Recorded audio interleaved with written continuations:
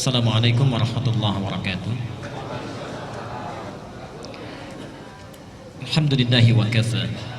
Wassalatu wassalamu ala rasulillahil mustafa wa ala alihi wa sahbihi wa man wafa, amma ba'd. Ikhwani wa akhawati, ahbaballahi wa rasulihi sallallahu alaihi wasallam, usi nafsi wa iyyakum bitaqwallahi faqad fazal muttaqun fala tamutunna illa wa antum muslimun. Faqala ta'ala mudhakkiran bidzalika, ya ayyuhalladzina amanu taqullaha haqqa tuqatih wa la tamutunna illa wa antum muslimun.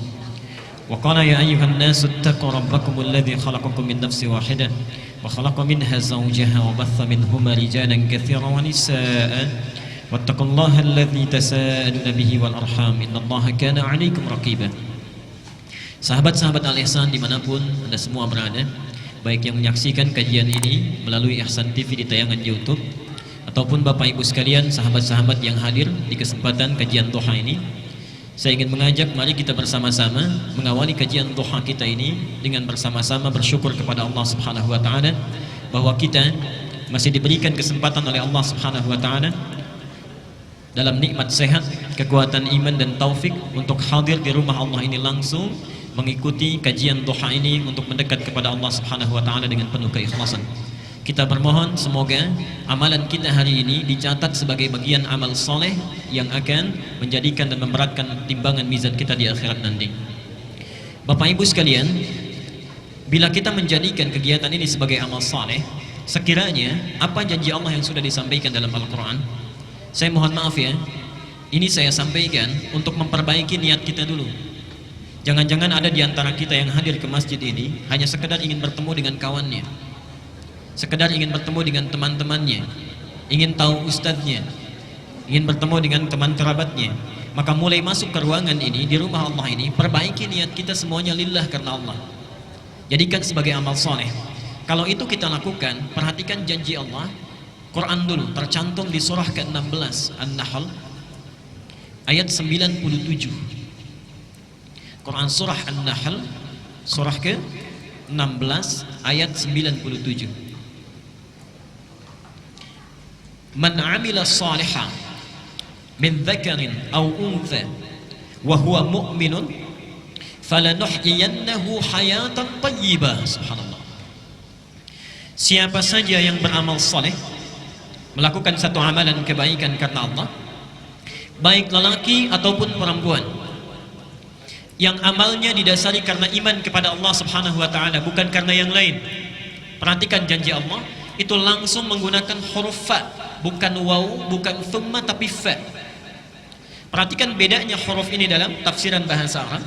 Kalau menggunakan huruf waw, itu bisa jadi ada jeda yang sangat singkat. Jadi kalau saya katakan misalnya Ahmad yadhhab ila Jami' al-Ihsan wa Ali. Ahmad pergi ke Masjid Al-Ihsan dan Ali. Itu bisa jadi ada jeda. Ahmadnya pergi misalnya sekarang, Ali nyusul 5 menit kemudian. Ada yang kedua menggunakan thumma. Dhahaba Ahmad ila Jami' Al-Ihsan thumma Ali. Ahmad pergi ke Masjid Al-Ihsan, kemudian Ali. Di sini jedanya agak panjang. Mungkin 1 jam kemudian, mungkin 2 jam kemudian. Tapi kalau kalimatnya menggunakan fa, artinya nyaris tak ada jeda. Dhahaba Ahmad ila Jami' Al-Ihsan fa Ali. Ahmad pergi ke Masjid Al-Ihsan, lantas Ali. Jadi begitu Ahmad berangkat, Ali pun langsung berangkat. Subhanallah. Di ayat ini bukan waw, bukan thumma, tapi menggunakan fa langsung. Man 'amila shalihan min dzakarin aw untha wa huwa mu'minun falanuhyiyannahu hayatan thayyibah. Maka Allah akan jamin untuk memperbaiki keadaan hidupnya. Subhanallah. Allah akan perbaiki keadaan hidupnya, bukan hayah biasa tapi hayatan thayyibah, dijadikan lebih baik dalam pandangan Allah Subhanahu wa taala.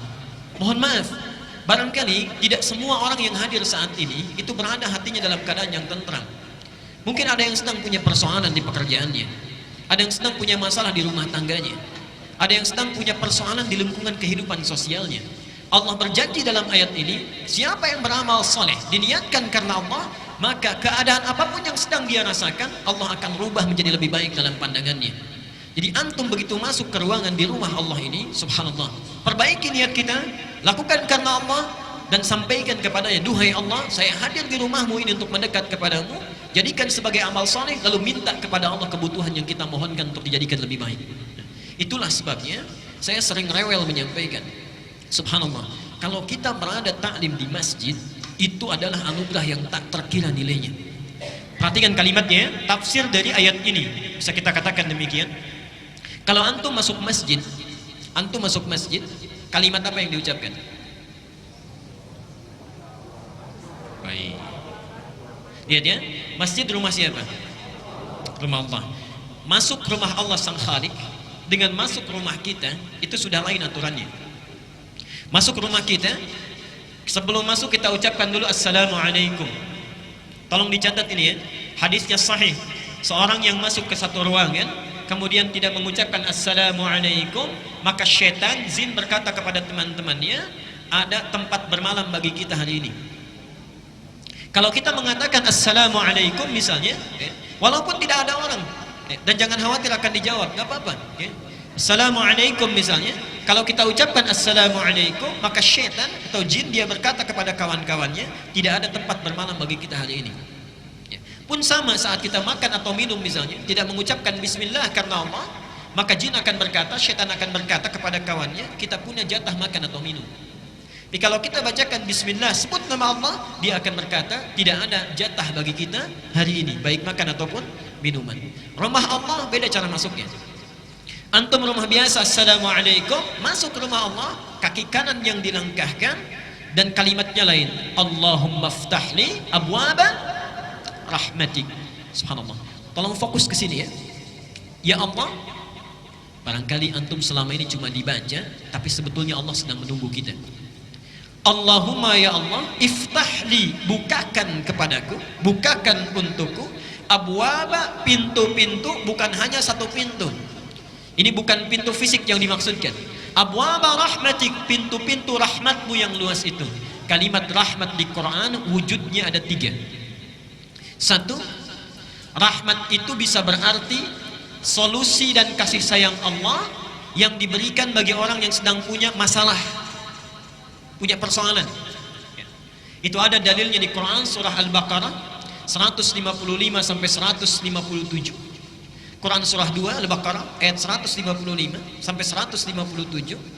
Dan nanti keterangannya, tafsirnya ada di Quran surah At-Taubah surah 9 ayat yang ke-18. Perhatikan kalimat Qurannya, subhanallah, ini indah sekali. وَلَنَبْلُوَنَّكُمْ بِشَيْءٍ مِنَ الْخَوْفِ وَالْجُوعِ وَنَقْصٍ مِنَ الْأَمْوَالِ وَالْأَنْفُسِ وَالثَّمَرَاتِ وَبَشِّرِ الصَّابِرِينَ 155. الَّذِينَ إِذَا أَصَابَتْهُمْ مُصِيبَةٌ قَالُوا إِنَّا لِلَّهِ وَإِنَّا إِلَيْهِ رَاجِعُونَ 156. Sekarang lihat 157-nya. أُولَئِكَ عَلَيْهِمْ صَلَوَاتٌ مِنْ رَبِّهِمْ وَرَحْمَةٌ وَأُولَئِكَ هُمُ الْمُهْتَدُونَ. Berhenti di sini. Mohon fokus ke sini, ke ayatnya. Kata Allah, dan siapapun yang hidup itu, pasti kami akan uji kehidupannya dengan berbagai ujian yang bermacam-macam. Minal khauf, ada yang gelisah, khawatir, takut. Di antara kita juga pasti itu ada yang gelisah. Tidak mungkin orang hidup tidak gelisah.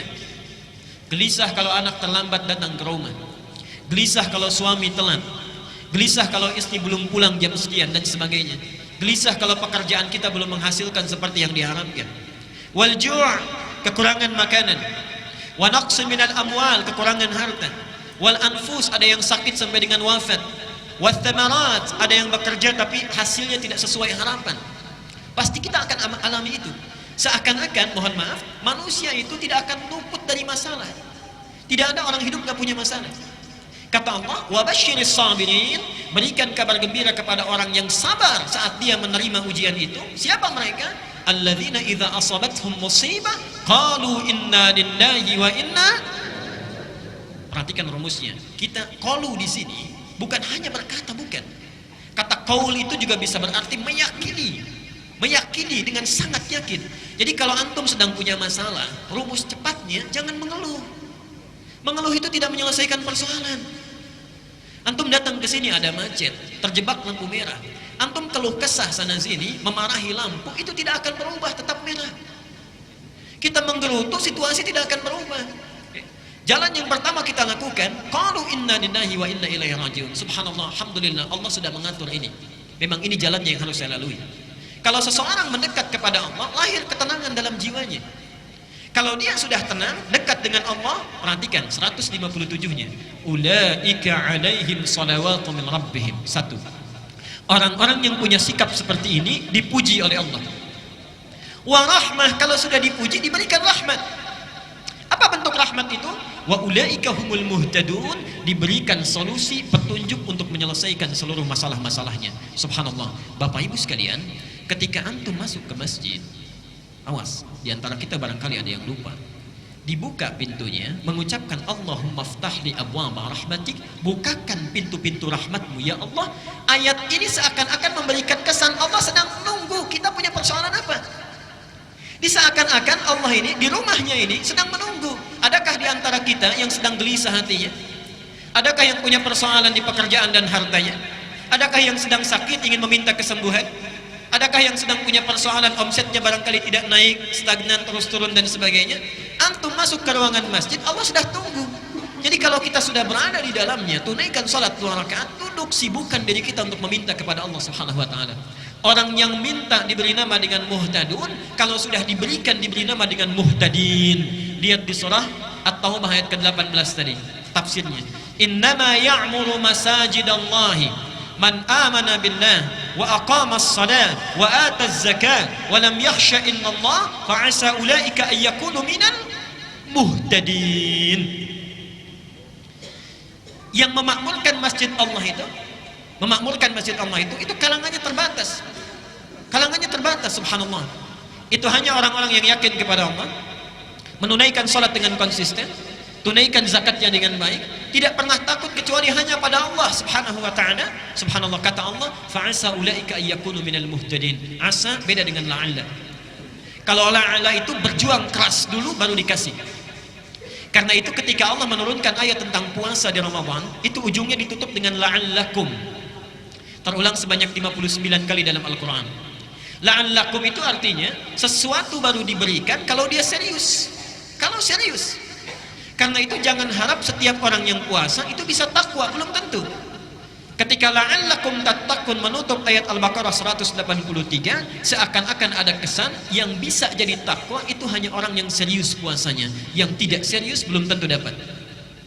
Mungkin awal-awal puasa salatnya di saf terdepan, selesai puasa maaf, masjidnya pun bisa tidak hafal. Mungkin bisa begitu. Hanya orang serius yang mendapatkannya. Tapi kalau antum bisa mendawamkan ke masjid, baru masuk saja, bahasanya bukan la'alla, asa. Asa itu kalau kita lakukan dengan yakin, Allah cepat kasih. Allah cepat kasih. Jadi mohon maaf ini ya, kalau antum sudah di masjid, ayo sibukkan. Sibukkan dengan mendekat kepada Allah. Peluangnya ada, antum sedang dinanti ini. Jangan kita menyibukkan diri dengan mengobrol, membicarakan keburukan orang lain dan sebagainya. Sudah, duduk di masjid, sibukkan meminta kepada Allah. Saya berikan rahasia untuk para ikhwan di sini, para ayah khususnya. Para sahabat itu rata-rata, termasuk ulama dan salafus salih. Kalau pulang dari pekerjaannya, Pak, itu mereka membiasakan mampir ke masjid. Salat tahiyatul masjid di masjid, kemudian mereka mendekat, memanjatkan segala doa kepada Allah, menyerahkan hasil usahanya. Subhanallah, rata-rata mereka itu bisnisnya tidak pernah rugi, selalu untung. Tidak pernah rugi, selalu untung. Bayangkan masjid di masa itu belum ada karpetnya, alasnya masih tanah, atasnya pelepah kurma, kan? Mohon maaf, apa namanya? Tembok-temboknya itu sekatnya pelepah kurma, atasnya daun-daun kurma.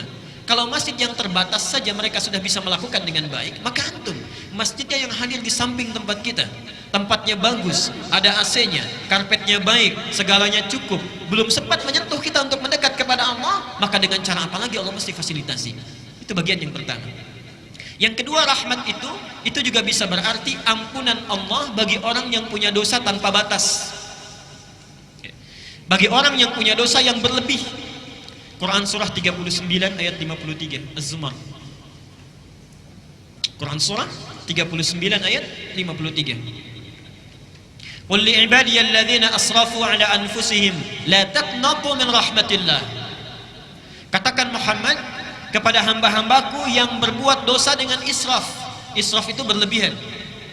Jadi kalau ada orang minum 1 gelas, yang ini 8 gelas. Ini makan 1 piring, yang ini 4 piring. Ini belanja sesuai kebutuhan, ini setiap yang dilihat harus dibeli, kalau perlu ngutang. Itu israf namanya. Ada orang israf berbuat dosa. Yang ini cuma gosip, yang ini bohong, yang ini mencuri, yang selanjutnya itu semuanya dilakukan. Gosip iya, bohong jalan, mencuri dilakukan.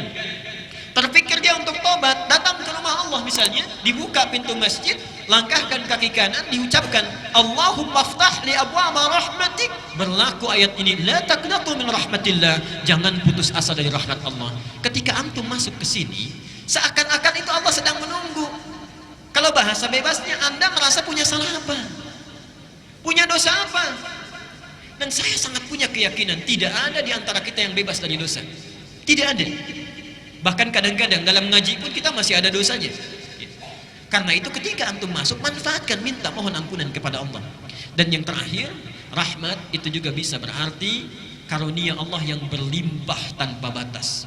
Di dunia disebut dengan Rahman, di akhirat disebut dengan Rahim.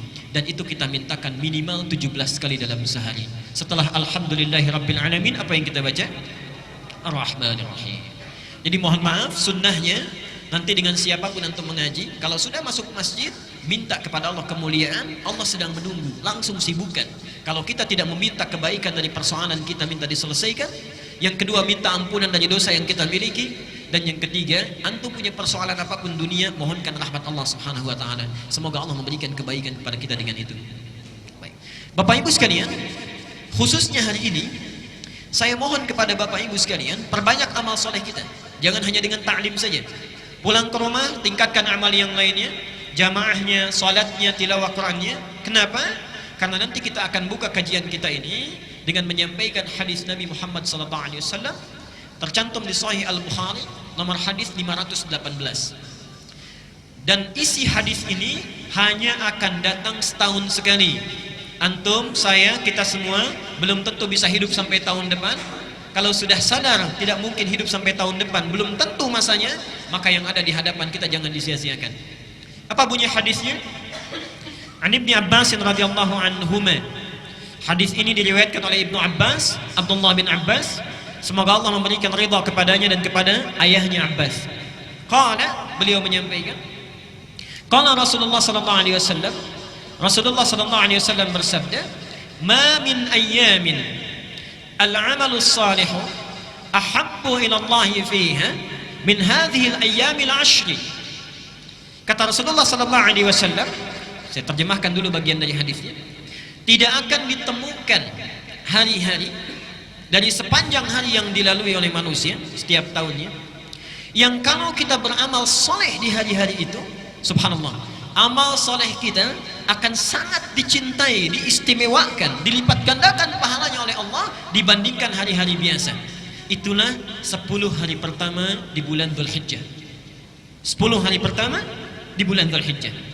Kalau kita bertanya berapa gambaran pahalanya, perhatikan, sahabat memberikan ilustrasi. Qalu, para sahabat bertanya, ya Rasulullah, wahai Rasulullah, walal jihadu fi sabilillah, apakah jihad fi sabilillah tidak mampu menandingi pahalanya kalau kita beramal di 10 hari pertama Dzulhijjah ini dengan keutamaannya?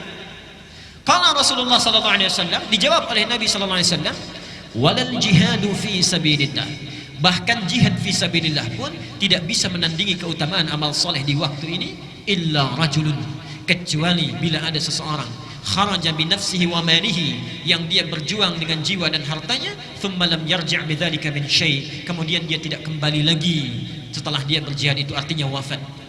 Jadi kalau antum melakukan amalan kebaikan saat ini, kemudian kita perbanyak amal soleh kita, itu nilainya lebih tinggi dibandingkan fi sabilillah, kecuali kalau ada orang yang beramal satu amalan ini dia masih unggul, yaitu yang berjihad dengan harta dan jiwanya sampai dia wafat. Maaf ya, saya berikan gambaran dulu sebentar. Ini penting, saya khawatir terlewat ya. Kalau antum masih belum termotivasi sekiranya untuk beramal, memperbanyak amalan, ayo saya berikan gambaran sederhana saja. Sekarang masing-masing tanyakan pada diri kita, berapa usia kita? Oke, dijawab masing-masing saja. Saya tahu rata-rata 17 tahun ke atas ya. Oke. Misal, ambil rata-rata 40 tahun. Penelitian menunjukkan, dan sering saya sampaikan ini, setengah usia manusia itu dipakai tidur. Dipakai tidur. Jadi kalau orang usia 40 tahun, yang tidur berapa tahun? Sisanya beraktivitas. Baik. Makannya, minumnya, salatnya, ngobrolnya, bekerjanya, termasuk maksiatnya ada di sini. Maaf, kalau antum wafat hari ini, misal detik ini pas misalnya wafat kita, baik. Kira-kira rumah kita yang kita bekerja keras puluhan tahun untuk dibangun itu dibawa tidak? Tidak, baik. Mobil dibawa? Handphone? Baik. Kalau tidak, diinfakkan aja di sini ya, supaya bisa ditukar nanti. Baik. Amal soleh ya. Yang dibawa apa? Amal soleh. Ibadah kan? Baik, ibadah. Saya mau tanya, dari 20 tahun beraktivitas, yang jadi ibadah berapa tahun? Ambil setengahnya bisa, 10 tahun. Artinya, awas, hati-hati. Masih sempat kita bisa tertawa. Hati-hati. Jangan-jangan kita wafat, bekal kita belum cukup. Orang yang usia 40 tahun saja, amalan yang mungkin dibawa menghadap kepada Allah itu cuma 10 tahun. Diterima tidak? Belum tentu. Baik. Syarat diterima amalan itu ikhlas. Wa ma umiru illa liya'budullaha mukhlishina lahuddin. Dari 10 tahun yang ikhlas berapa tahun? Misal setengah, 5 tahun, misal 5 tahun.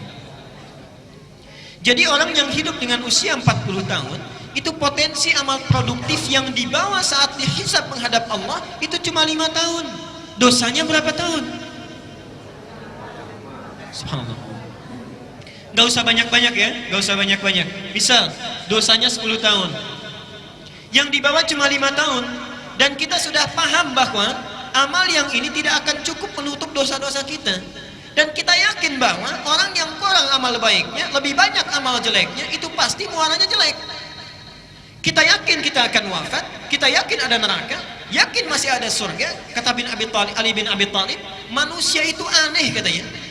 Dia yakin dia akan wafat, tapi tidak pernah serius menyiapkan bekal untuk wafatnya. Dia yakin adanya surga, tapi dia selalu melakukan amalan yang menjauhkan dia dari surga. Dan yang lebih hebat, dia yakin dengan adanya siksa neraka, tapi selalu melakukan amalan yang menjerumuskan dia ke neraka. Dan yang lebih luar biasa menurut saya, orang yang sudah sadar amalnya kurang masih bisa senyum, masih bisa tertawa, masih sempat-sempatnya bercanda membicarakan keburukan orang lain. Antum ada di mana? Kalau kita memang menyadari bahwa usia kita yang dulu itu pernah disia-siakan, setidaknya yang di hadapan kita sisa waktunya jangan dibuang lagi. Kita cuma punya bekal ini misalnya, kita sadar kita akan wafat. Demi Allah saya katakan, sekarang hari Ahad 2 hari lalu, itu saya baru menunaikan sholat jenazah di Masjid Agung di Pandeglang. Saya uraikan di beberapa tempat sampai tadi pagi di Baitur Rahim. Pak, itu yang wafat bukan ulama, bukan ustaz, bukan kiai. Seperti antum pekerja biasa, pengusaha, pebisnis, punya jabatan juga. Subhanallah, saya sampai terkagum-kagum karena beliau itu walaupun bukan ustaz, bukan ulama, bukan kiai, yang menyolatkan Pak di Masjid Agung sampai luber keluar. Masjid Agung cukup luas tempatnya, sampai luber keluar, tempatnya luar biasa. Subhanallah, saya bertanya pada hati saya, kalau saya diwafatkan sekarang, siapa yang akan menyolatkan saya? Siapa yang mengantarkan saya? Jadi antum tidak harus menjadi ustaz, tidak harus menjadi kiai, tidak harus menjadi ulama. Cukup jadilah diri kita sendiri, mendekat kepada Allah dengan amalan kita. Allah akan muliakan kita saat kita pulang menghadap kepadanya. Abu Bakar bukan seorang kiai, seorang pengusaha. Utsman seorang pebisnis, Ali bin Abi Thalib seorang pengajar, Umar seorang diplomat dan birokrat yang sangat ulung, tapi dengan amalannya dimuliakan oleh Allah Subhanahu wa taala sampai dikenal sampai gini. Jadi kalau antum merasa amalannya kurang, jangan sia-siakan yang sekarang ada di hadapan mata. Kata Nabi, siapa yang beramal di 10 hari pertama Dzulhijjah dilipat gandakan bahkan minimal sama dengan jihad fi sabilillah. Jadi maksudnya kalau antum beramal sekarang bisa, mohon maaf, tilawah Quran saja. Sebelum Dzulhijjah kita baca Quran, berapa satu huruf kebaikannya, pahalanya? 10. Hadis At-Tirmidzi nomor hadis 2910. Siapa yang baca satu huruf saja Quran, dia dapat 10 kebaikan. Tapi kalau kita baca Quran di 10 hari pertama Dzulhijjah ini, subhanallah, berlaku kaidah dalam hadis, kalau disebutkan jumlahnya secara real, itu berarti batas minimalnya. Tapi kalau tidak disebutkan jumlahnya, artinya sangat banyak, tak terbatas. Saking banyaknya sulit untuk dituliskan berapa batas minimalnya. Saking banyaknya. Karena itu saya mohon, maaf, yang sebelum hari ini jarang baca Quran, boleh sekarang coba baca. Sebelum ini cuma 1 halaman, tingkatkan 1 lembar. Sebelum ini infak, misalnya ada infak 10.000, sekarang tingkatkan 15.000 misal. Sebelum ini jamaahnya yang para ayah cuma 2 waktu saja, sekarang 5 waktu. Dan seterusnya. Dan di antara amalan terbaik yang pahalanya berlipat luar biasa adalah mencoba meneladani sunnah Rasulullah SAW. Dan itulah sebabnya kita berkumpul untuk belajar pada kesempatan kali ini. Bapak Ibu sekalian, karena itu mari kita manfaatkan, menghidupkan sunnah Nabi setidaknya di 10 pertama Dzulhijjah ini, sehingga mudah-mudahan dengan itu semua pahala yang didapatkan oleh kita dengan izin Allah menjadi semakin berlipat. Dan nyatalah janji Nabi sallallahu alaihi wasallam, "Man ahabba sunnati faqad ahabbani, wa man ahabbani kana ma'i fil jannah." Siapa yang mencintai sunnahku, maka dia telah mencintaiku, dan siapa yang mencintaiku, sungguh dia akan bersamaku di surga nanti. Mudah-mudahan dengan amal soleh kita hari ini, kita akan dipertemukan dan tinggal bersama Rasulullah sallallahu alaihi wasallam di yaumil akhir kelak.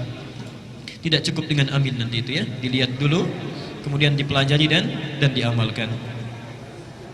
Baik. Mari kita teruskan dulu. Kita fokus sebentar.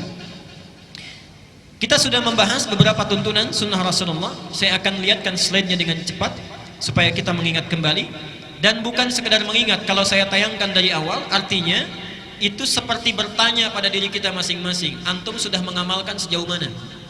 Oke. Ingat, kita sudah beberapa bulan berlalu, jangan-jangan satu pun belum diamalkan. Mari kita lihat di dalilnya. Tuntunan saat bangun dari tidur. Saya ingatkan kembali. 1, duduk sejenak, sunnah Nabi-nya. Yang kedua, mengusap mata menghilangkan bekas ngantuk. Yang ketiga, baca doa bangun tidur. Alhamdulillahilladzi ahyana ba'dama amatana wa ilaihin nusyur. Saya ingatkan lagi, coba perhatikan kajian kita yang lalu. Ketika kita membaca doa itu bukan doa biasa. Alhamdulillahilladzi ahyana ba'dama amatana. Bersyukur kepada Allah yang memberikan kita kesempatan untuk hidup kembali setelah sebelumnya diwafatkan. Nah, artinya apa? Memberi kesempatan memperbaiki keadaan kita yang lalu. Jadi kalau antum misalnya kemarin sholatnya tertinggal, misalnya jamaahnya cuma 2 saja, sekarang diberi kesempatan hidup lagi, maka perbaiki yang kemarin. Kalau antum baca alhamdulillahilladzi ahyana ba'dama amatana tiap hari tertinggal terus, itu bukan alhamdulillahilladzi ahyana. Lihat yang kemarin gak baca Quran, sekarang diberi kesempatan, yuk hidup sekali lagi, baca Quran. Besoknya tingkatkan lagi. Jadi saat kita baca, kita sudah tahu amal apa yang akan ditingkatkan di hari ini. Wa ilaihin nusyur, lihat kalimatnya, ilaihi, dan kita yakin kepadanya, kepada Allah. Nusyur itu punya 2 arti. 1, bertebaran beraktivitas. Yang kedua, mohon maaf, kembali kepada Allah subhanahu wa ta'ala, artinya meninggal. Ketika kita mengucapkan ilaihin nusyur, artinya kami sekarang bertekad untuk bertebaran beraktivitas untuk mencari bekal pulang. Artinya orang yang membaca doa ini, dia sudah siap berkomitmen menjadikan semua aktivitasnya sebagai ibadah kepada Allah subhanahu wa ta'ala. Jadi kalau antum baca alhamdulillahilladzi ahyana ba'dama amatana wa ilaihin nusyur, tapi minumnya tidak disebut nama Allah, itu doanya ada yang kurang sempurna. Berangkat ke kantor tidak menyebut nama Allah, bismillah, ada yang kurang sempurna. Orang yang membaca doa itu setiap detik di ibadah. Subhanallah. Qiyaman wa qu'udan wa ala junubihim. Dia berdiri, dia duduk, ataupun dia berbaring, semuanya ibadah mendekat kepada Allah subhanahu wa ta'ala. Karena itulah untuk menguatkan tekad kita, yang keempat, dibaca 10 ayat terakhir di surah Ali Imran. Supaya ini tafsirnya. Ketika membaca wa ilaihin nusyur, apa tafsirnya? Inna fi khalqis samawati wal ardi wa ikhtilafil laili wan nahari la ayatin liulil. Seterusnya, alladzina yadhkuruna Allaha qiyaman wa qu'udan wa 'ala junubihim. Subhanallah. Jadi antum kalau baca doa ini, para ayah, berangkat ke kantor, bismillah, jadikan ibadah. Macet, bismillah. Baca Quran, bismillah. Minum, bismillah. Semua jadi ibadah. Kalau antum tinggalkan ini, rugi kita. Tidak jadi amal soleh. Wal 'asr innal insana lafi illal ladzina wa amilus shalihat. Kalau aktivitas kita tidak jadi amal saleh, walaupun kita beriman, rugi kita karena tidak mendapatkan bekal yang cukup untuk pulang. Hadisnya sudah saya sebutkan. Yang selanjutnya, saya teruskan dulu pelan-pelan ya untuk mengingatkan. Amalan selanjutnya, kalau sudah keluar dari tempat tidur, mencuci kedua telapak tangan dulu, kemudian bersiwak, berwudu dengan sempurna, atau kalau yang memiliki hajat, dia bisa melakukan mandi janabah. Kemudian setelah itu bangun di pertengahan malam. Ingat, bangunnya bukan kesiangan ya. Sunnah Nabi harus saya ingatkan dulu, keluar kamar mandi penting dicatat, ini bukan kesiangan setelah subuh baru bangun, bukan ya. Jadi persis tidur lebih awal, bangun di pertengahan malam atau sepertiga malam, duduk, bersihkan bekas ngantuk, baca doa, kemudian 10 ayat terakhir di surah Ali Imran, keluar, cuci tangan, bersihkan gigi, siwak, kemudian berwudu, sempurnakan wudunya, atau ingin kita mandi dulu, baru kemudian setelah itu tunaikan salat tahajud. Dan di sini kemarin kita berhenti bahasan kita. Coba tanyakan sampai antum duduk di sini, dari sekian sunnah sudah berapa yang diamalkan? Kalau ada yang terlewat, maka malam ini jangan lewatkan lagi ya. Sudah kita bisa maksimalkan. Baik. Pembahasan kita kemarin berhenti di topik ini tentang menunaikan salat tahajud. Bapak Ibu sekalian, saya akan ringkas dulu sebentar sampai kemudian kita lanjutkan kepada bagaimana sifat tahajud Nabi sallallahu alaihi wasallam. Yang pertama, Nabi sallallahu alaihi wasallam memberikan pesan yang sangat kuat kepada kita agar sedapat mungkin dalam setiap aktivitas kehidupan kita, sedapat mungkin bisa menunaikan salat tahajud di pertengahan malam. Bisa menunaikan salat tahajud dalam pertengahan malam sampai dengan sepertiganya. Baik. Kenapa ini penting dilakukan? Walaupun hukumnya itu tidak berhukum wajib. Walaupun hukumnya tidak berhukum wajib. Ternyata ada keistimewaan-keistimewaan yang ditunjukkan oleh Al-Quran sekaligus sunnah Nabi SAW yang memberikan begitu banyak keistimewaan yang khusus diberikan pada orang yang tahajud, dan tidak akan pernah keistimewaan ini diberikan pada orang-orang yang tidak tahajud sekalipun sholat fardunya itu sempurna. Misal, sholat fardu yang 5 waktu dia wajib, bagus, khusyuk ditunaikan, baik dilakukan karena Allah, tapi tidak tahajud, dia tidak akan dapat kemuliaan-kemuliaan ini. Apa diantaranya? Satu, Rasulullah menyampaikan dalam hadis riwayat Muslim nomor hadis 1163, beliau menyampaikan, afdalus salati ba'dal fariidati salatul laili. Afdalus salati, salat yang paling utama ba'dal fariidati, setelah salat fariidah itu, maksudnya yang 5 waktu, dari mulai subuh, zuhur, asar, maghrib, kemudian isya, itu yang paling utama, yang paling bagus salatul laili, salat yang ditunaikan pada malam hari, yaitu yang dimaksud salat tahajud. Jadi sifatnya saja sudah disebut oleh Nabi sebagai salat yang sangat utama. Satu. Yang kedua, apa rincian dari keutamaan ini? Mari kita lihat pelan-pelan.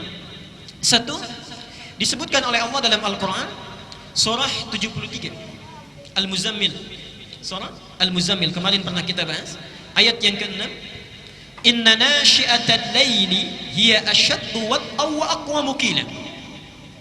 Satu, ini kata Quran, sifat kekhusyuannya saja, sifat kekhusyuannya, salat malam itu kalau ditunaikan akan lebih khusyuk, lebih menyentuh ke dalam jiwa dibandingkan dengan salat yang ditunaikan di siang hari.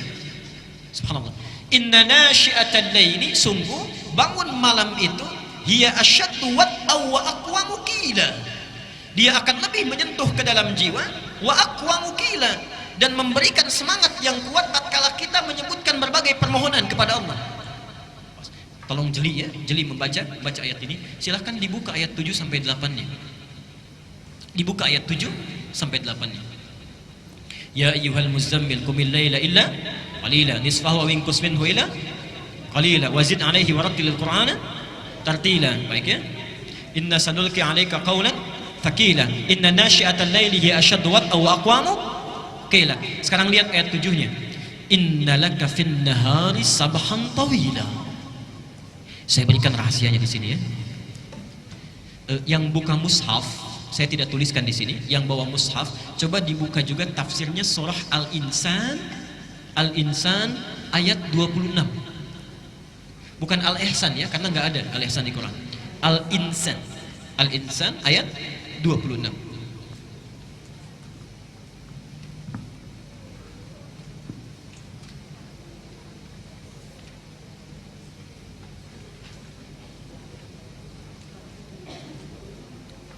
Saya akan tunjukkan betapa Allah menyindir kita dengan bahasa yang sangat halus sekali. Kita buka di surat 73 dulu. Al-Muzammil, inna laka fin nahari. Lihat sini rumusnya, saya garis bawahi. Sabhan tawila. Ini. Lihat sini. Ini yang di Al-Muzammil ayat ke 7. Oke. Sungguh kata Allah, inna laka fin nahari, sungguh engkau itu pada saat siang sabhan tawila, begitu banyak dan sibuk betul aktivitasnya. Kalau bahasa bebasnya, subhanallah, kamu itu betapa sibuknya pada saat siang. Pekerjaannya untuk kehidupan dunia kita saja. Kerja sana sini, makan, minum, bahkan tidur dan sebagainya. Jadi siang itu seakan-akan tidak ada waktu untuk Allah. Paling cuma 1 menit, 2 menit, 5 menit, 10 menit. Kadang-kadang sholatnya juga kalau ada rapat buru-buru. Ibu juga misalnya sedang sholat, dengar ada diskon, kadang-kadang buru-buru. Subhanallah. Innalaka fin nahari sabhan tawila. Kata Allah, kamu itu saat siang begitu sibuk luar biasa. Wadhkur isma rabbika wa tabattal ilaihi tabtila. Subhanallah. Perhatikan di sini ya. Kata Allah, kenapa tidak luangkan waktu sedikit saja di malam hari agar engkau bisa berzikir kepadaku? Siang hari kita sibuk dengan makhluk, kapan waktunya untuk sang Khalik? Sedangkan setiap waktu Allah memperhatikan kita. Dan hebatnya manusia, kalau lagi butuh cepat ke Allahnya minta gitu kan? Allah menyindir kita dengan sangat halus. Anda itu siang kok sibuk sekali. Kalau malam dipakai apa? Sudah siang sibuk, malam tidur juga.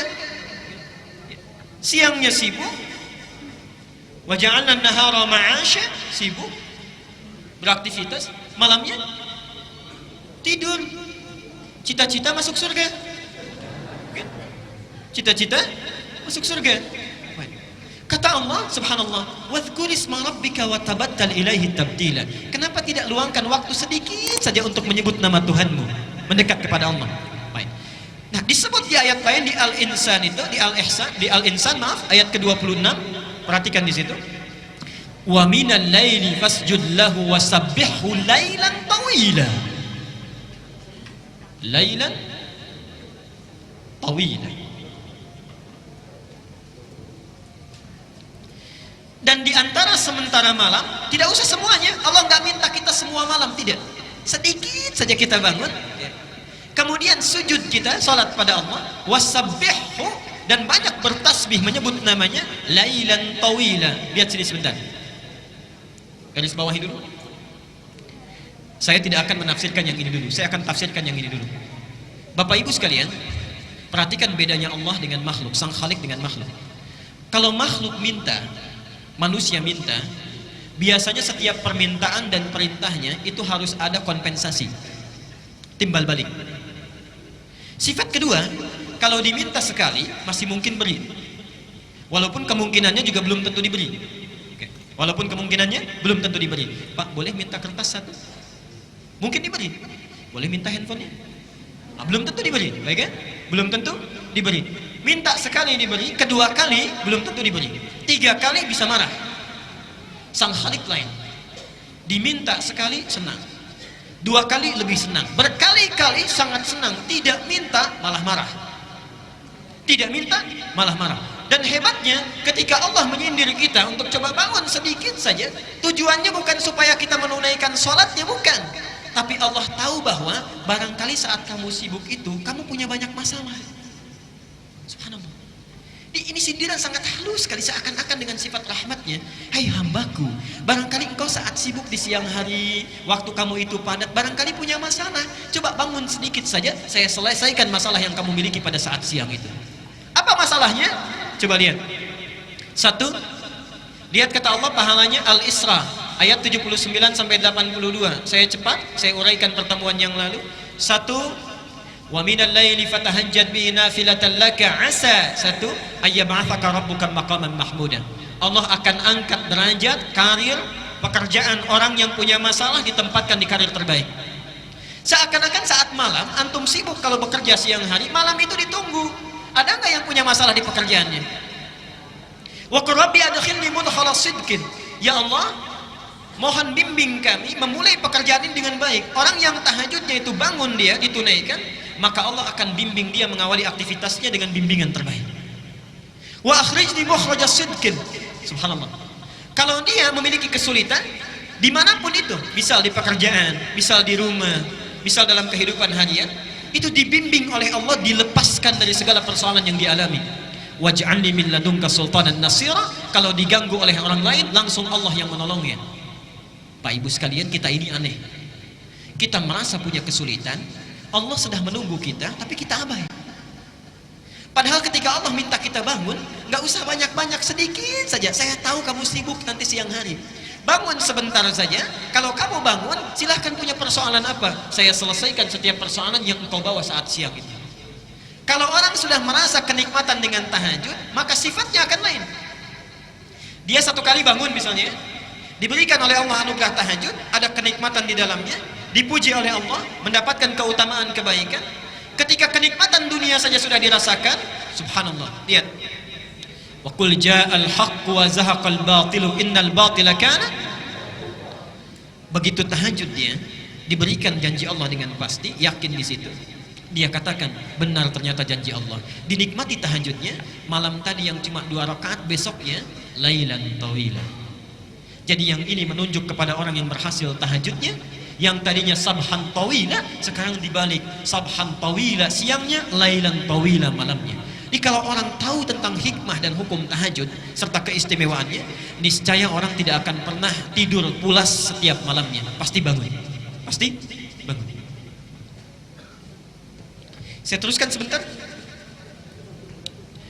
Yang selanjutnya, orang tahajud itu satu, disebut sifat salatnya akan lebih khusyuk. Yang kedua, mendapat anugerah kebaikan saat di dunia. Yang ketiga, langsung dipuji oleh Allah di Az-Zumar. Quran surah 39 ayat 9. Amman huwa qanitun ana al-laili sajidan wa qa'iman yahdharu al-akhirah wa yarju rahmata rabbih. Qul hal yastawi alladhina ya'lamuna wal ladzina la ya'lamun? Adakah sama di antara orang-orang yang suka bangun malam dengan khusyuk kemudian sujud, berdiri lama karena Allah, dengan orang-orang yang tidak beriman?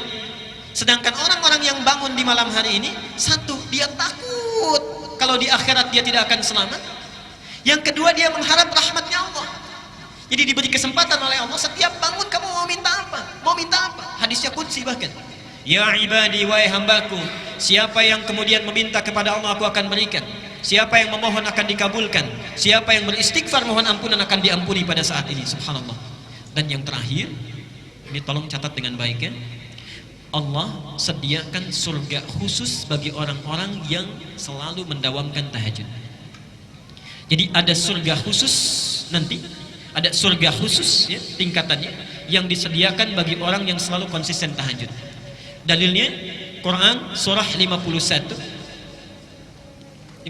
kalau dibalik berapa?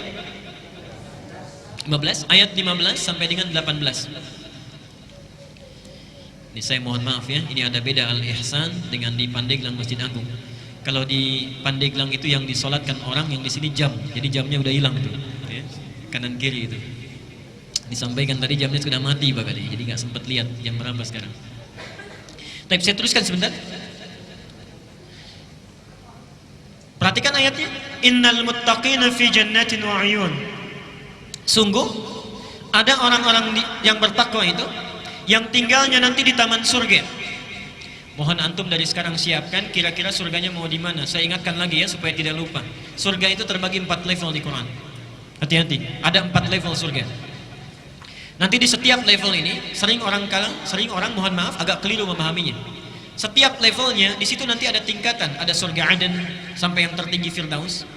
Level pertama paling tinggi itu surga bersama Rasulullah sallallahu alaihi wasallam.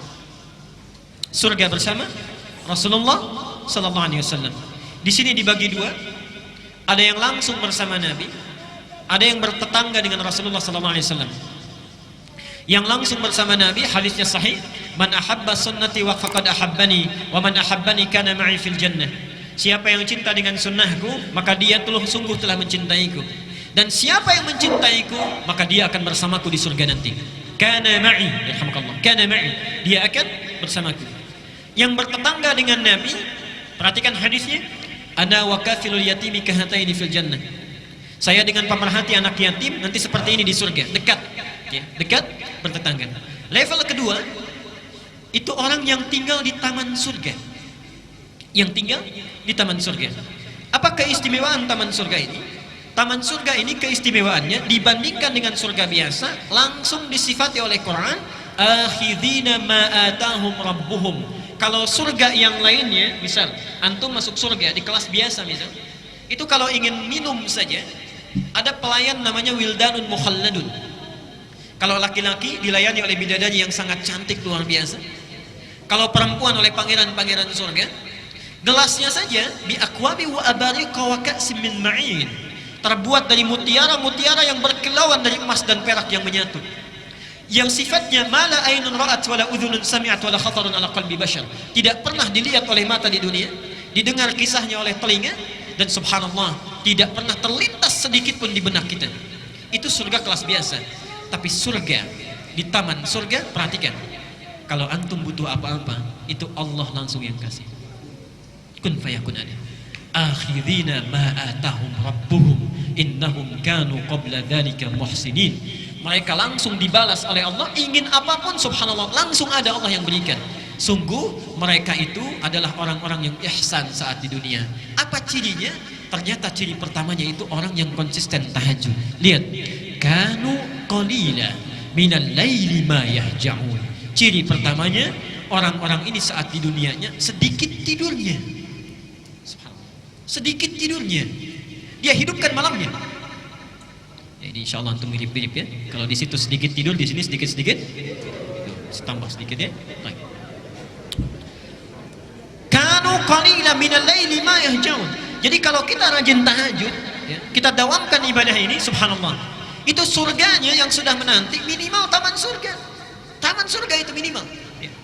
Kalau antum misalnya tambah lagi dengan yang lain, kita dawamkan misalnya, subhanallah, sholat sunnahnya yang qabliyahnya 12 rakaat tidak pernah ditinggalkan, didawamkan terus, dibikinkan rumah lagi, dibikinkan istana di dalam surga. Kalau antum tinggalkan canda yang tidak bermanfaat, misal canda yang tidak bermanfaat itu yang ada bohongnya, hanya untuk membuat orang lain tertawa misalnya, itu subhanallah dibangunkan oleh Allah istana di pinggiran surga. Di pinggiran surga. Alhamdulillah masih penting dapat istana, ya. Di pinggiran surga. Baik, villa lah kalau dalam bahasa kita. Kalau orang yang meninggalkan perdebatan, misal ada debat kusir dan lain sebagainya, kita sudah tidak nyaman dengan itu, kita tinggalkan karena Allah, dibangunkan di dalam surga. Dan orang yang memelihara amal-amal solehnya, diperbaiki lagi, dibangunkan rumah di puncak tertinggi di surga. Sekarang, antum kira-kira sudah merencanakan mau tinggal di mana? Saya cuma kasih 2 pilihan. Kata Quran, minimal, ini yang paling minimal. Minimal itu kita harus ada di kelas 3. Yang ketiga itu tempat surga yang seluas langit dan bumi. Seluas langit dan bumi. Dalilnya ada di Ali Imran, nomor ayat 133 sampai 134. Quran surah 3 ayat 133 dan 134. Lihat ayatnya. Wasari'u ila maghfiratin min rabb wa jannatin arduha samawati wal ardu 'iddat lil muttaqin. Subhanallah. Sejenak. Kata Allah, segera engkau beristighfar kepada Allah. Mohon ampun taubat kepadanya. Dan bahkan punya cita-cita minimal punya rumah di surga seluas langit dan bumi. Subhanallah. Itu minimal yang akan disediakan bagi orang yang takwa. Apa amalannya? Ustaz, saya nggak sempat kalau tahajud. Tilawah Quran saya kurang bagus. Puasa juga kayaknya kurang mampu. Apa yang bisa dilakukan? Subhanallah. Lihat 134-nya. Alladzina yunfikuna fis sarra'i wad dharra. Dia gemar membantu sesamanya. Ada tetangganya kurang, dia bantu. Walaupun cuma cukup air putih, dia bantu orang lain. Apa yang bisa dia persembahkan, dia berikan. Wal kadhiminal ghaidha, dia sanggup menahan amarahnya. Wal afina 'anil nas, ada orang salah dia maafkan. Jadi antum misalnya kalau sadar diri kita punya kemampuan amalan, tidak bisa melakukan yang lain, tunggangi yang lainnya. Pak, ada seorang pemuda, ini kisah ayat ini disampaikan. Seorang pemuda, Rasulullah sedang taklim seperti ini. Tiba-tiba kata Nabi, saya dengar langkah penghuni surga. 3 kali disebutkan, Ali dengan Mu'adz itu penasaran. Ketika penasaran diikuti sampai rumahnya, dilihat orang ini satu tidak tahajud. Yang kedua, bacaan Qur'annya terbata-bata, tidak lancar. Subhanallah. Yang ketiga, saat Mu'adz dan Ali puasa, dia tidak puasa sunnah. Besoknya penasaran ditanya, kata orang ini, kata pemuda ini, lastu min ahli tahajud. Saya memang tidak mendawamkan tahajud. Walastu min ahli syam. Saya pun bukan termasuk orang yang ahli puasa. Walam ujid qiraatul Qur'an, dan bacaan Quran saya tidak sebagus kalian. Perhatikan jawabannya. Walakin indi amalun afrahu bihi amama rabbi. Tapi saya punya satu amalan yang saya harapkan banggakan di hadapan Tuhanku Allah Subhanahu wa taala. Apa amalannya? Setiap sebelum tidur berusaha memaafkan orang yang punya salah kepadanya. Berusaha memaafkan orang yang punya salah kepadanya. Yang terakhir, ini surga yang keempat, ini tingkatannya para ulama mengistilahkan surga kelas ekonomi yang biasa. Tidak disebutkan bagaimana keutamaannya, yang penting surga saja, surga saja. Nabi hanya menggambarkan mala ainun ra'at wala udhunun sami'at wala khatarun ala qalbi bashar. Kalau antum bercita-cita dari sekarang, tolong rencanakan kira-kira satu keluarga mau di mana. Awas ya, ini saya serius. Jangan sampai ibunya itu ada di tingkat 3, bapaknya di tingkat 2. Yang menarik, anaknya di tingkat 1. Awas, hati-hati. Berlaku hadis Nabi, saat kita masuk surga, dibukakan pintu surga, itu baru masuk, tempatnya belum. Kita memiliki tempat kita, itu diminta baca Quran dulu. Faqra wa rattil, fa inna akhira qiraatika akhiru manzilatika. Baca Quran yang biasa engkau baca di dunia itu dengan tartil. Kenapa bahasanya ada tartil? Tartil di sini agak panjang, karena ibu bapak sekalian, saya ilustrasikan dan tidak sesuai gambaran ini dengan kenyataannya nanti. Allahu a'lam. Ketika orang diminta masuk oleh malaikat ke surga, dibukakan pintu surga, ya. Salamun alaikum bima sabartum. Selamat, Anda bisa masuk surga dengan sabar, karena sabar saat di dunia. Udkhuluha bisalamin aminin. Silahkan masuk dengan tentram. Baru masuk. Saat akan naik ke tempatnya di surga, diminta baca Quran dengan tartil. Kenapa bahasanya itu agak lambat kemudian tartil? Subhanallah. Karena orang saat naik ke surga, baru satu tingkat melihat keindahan yang luar biasa. Seakan-akan dia tidak mau cepat-cepat, ingin dilihat dulu, naik lagi. Fa inna akhira qiraatika akhiru manzilatika. Di akhir bacaan kita, disitulah kita tinggal. Mohon maaf, digambarkan dalam riwayat, banyak orang yang menyesal masuk surga. Orang menyesal masuk neraka wajar, tapi masuk surga ada sesuatu yang aneh. Kenapa menyesal? Yang satu ketika naik baca biasa 10 ayat, temannya 20 ayat. Begitu berhenti di situ, temannya naik ke atas. Yang satu 30 ayat, temannya naik ke atas. Yang satu lebih tinggi lagi. Awas, jangan-jangan anak antum hafal Quran, antum biasanya baru 10 ayat. Ibunya baru 30 ayat. Anaknya sudah di atas, orang tuanya masih di bawah. Sedangkan Allah menawarkan saat kita di dunia. Surah 53 ayat 21. Allah menyediakan satu surga untuk keluarga besar. Walladzina amanu wattaba'athum dzurriyyatuhum biimanin alhaqna bihim dzurriyyatahum. Dan para orang tua yang beriman, kalau diikuti oleh anak cucunya baik seluruhnya, maka kami akan himpun mereka di satu tempat di surga langsung. Satu tempat di surga. Baik. Karena itu saya mohon, saat ini kalau kita belajar tahajud, bapak kalau bangun jangan sendirian, Pak. Lihat, rencanakan dengan istri, Ma, kita bangun malam ini. Istri juga begitu, Pak, kita bangun malam ini. Kalau capek mungkin papa yang istirahat atau sebaliknya, kemudian mama yang berdoa. Anak punya kemampuan, bangunkan. Subhanallah. Ibnu Abbas itu begadang usia 3-4 tahun, hanya ingin melihat sifat sholat tahajud Nabi SAW. Seorang Ibnu Abbas. Jadi mohon rencanakan dari sekarang, beramal dengan amalan satu keluarga. Saya teruskan dan di sini kita berhenti dulu kajian kita. Sekarang sifat tahajud Rasulullah sallallahu alaihi wasallam. Nanti kita akan jeda dulu sejenak di sini, kita buka untuk diskusi dulu. Bapak Ibu sekalian, kalau sekarang kita sudah merencanakan, insya Allah saya akan bangun malam nanti misal, Kemudian kita sudah siap untuk tahajud. Bagaimana cara Nabi mengajarkan kita tahajud? Bagaimana sifat sholatnya? Disampaikan oleh para sahabat yang lebih banyak diriwayatkan oleh kerabat Nabi SAW. Ada diantaranya Aisyah, diantaranya Ibnu Abbas, dan diantaranya Ibnu Umar. Mari kita lihat beberapa keterangannya.